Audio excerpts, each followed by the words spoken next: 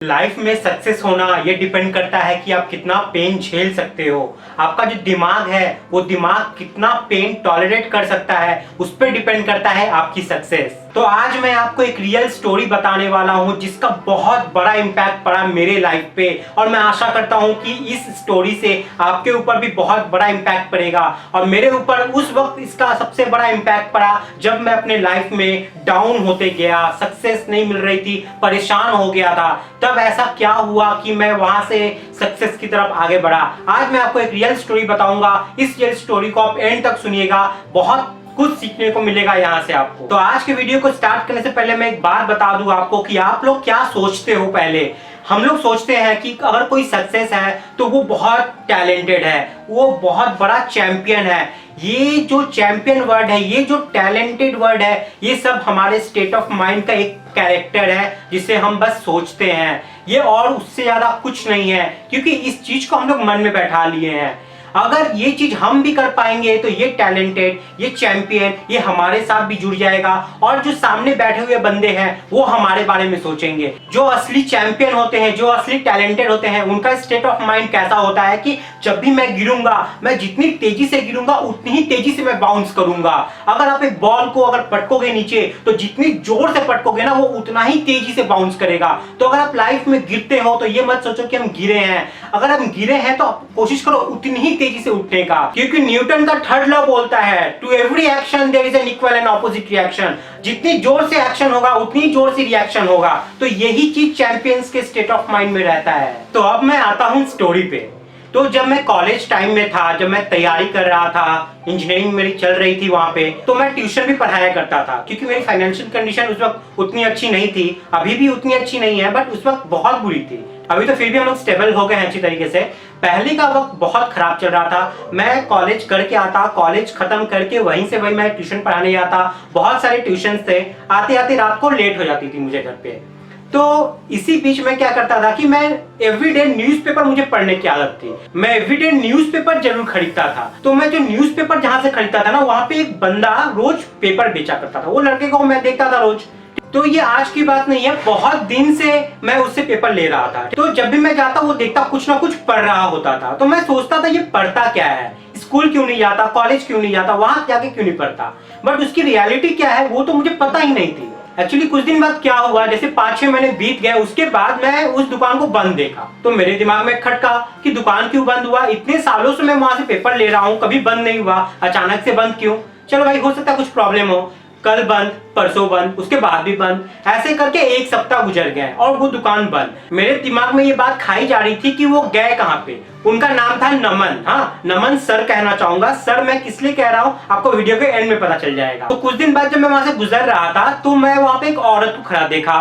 मुझे तो पता नहीं चला कि वो औरत कौन है। तो मेरे अंदर जिज्ञासा आई कि जाके मैं पूछूं उनसे कि ये बंदा जो यहाँ पे बैठा रहता तो वो कहाँ गया। मैं जब जाकर उनसे पूछा तो मुझे पता चला ये उनकी मम्मी है। आज वो पेपर बेच रही है और उनका बेटा नमन किसी एक एग्जाम को दिया था, वो क्लियर हो चुका था और उसका इंटरव्यू देने वो गया हुआ है। फिर 2-3 दिन बाद से क्या हुआ कि दुकान फिर से बंद। तो मेरे मन में ये बात चलने लगी कि अब तो मम्मी भी इसकी नहीं आ रही है, क्या हो गया, क्या हो गया, क्या हो गया। तो ऐसे दिन चलने लगे, दिन बहुत दिन चला गया। ठीक है, एक दिन जब मैं पेपर पढ़ रहा था तो पेपर पे जो मैंने पढ़ा उसको सुन के तो मेरे रोंगटे खड़े हो गए, मेरा दिमाग हिल गया।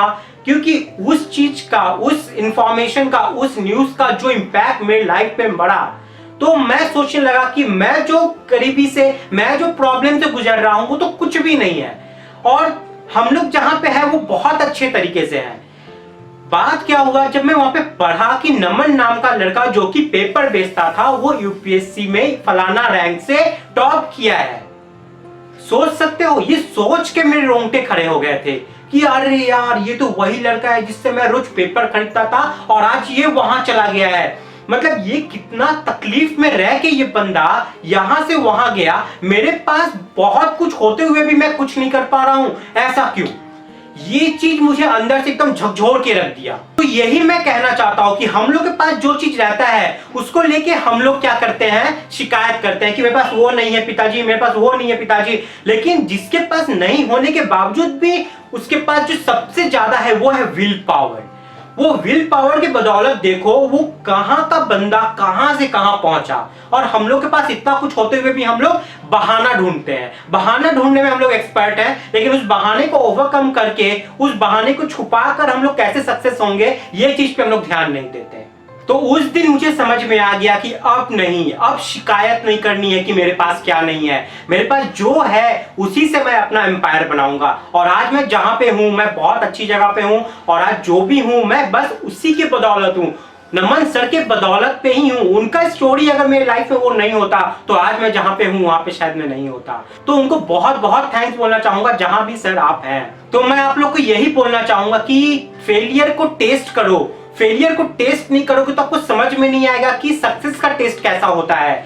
बिस्तर पे बैठे रहने से अच्छा है, फेलियर को झेलने से अच्छा है कि रास्ते पे निकल पड़ो।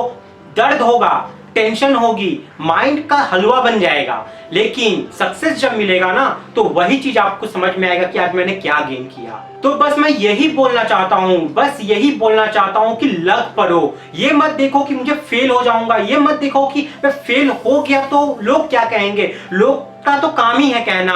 ये जो मैं यहाँ पे चैनल पे वीडियो बनाता हूँ और फ्री ऑफ कॉस्ट में सब चीज आप लोग को नॉलेज देता हूँ, जो अदर्स जगह पे आपको पेड मिलता है, पैसे देकर सिखाते हैं, वो सारे चीज मैं आपको यहाँ पे फ्री में सिखाता हूँ। छोटी बात नहीं है। मैं घर से निकलता हूँ 7 बजे, 7 बजे निकलने के बाद साइट पे काम करके आके मैं घर आता हूँ 9 बजे। 9 बजे आने के बाद फैमिली को टाइम देना, फैमिली को टाइम देने के बाद 10 बजे के बाद मैं अपना सारा रिकॉर्डिंग शूट करता हूँ आप लोगों के लिए। सारे चीज को पढ़ना, एक बार देखना, उसके बाद आप लोग के लिए उस तरीके का नॉलेज बनाना जो बुक पे नहीं मिलेगा। तो इन सब चीज में टाइम लगता है। सोने में मेरा पर डे 1 से 1.5 बज जाता है, फिर सुबह उठो मुझे 5 बजे।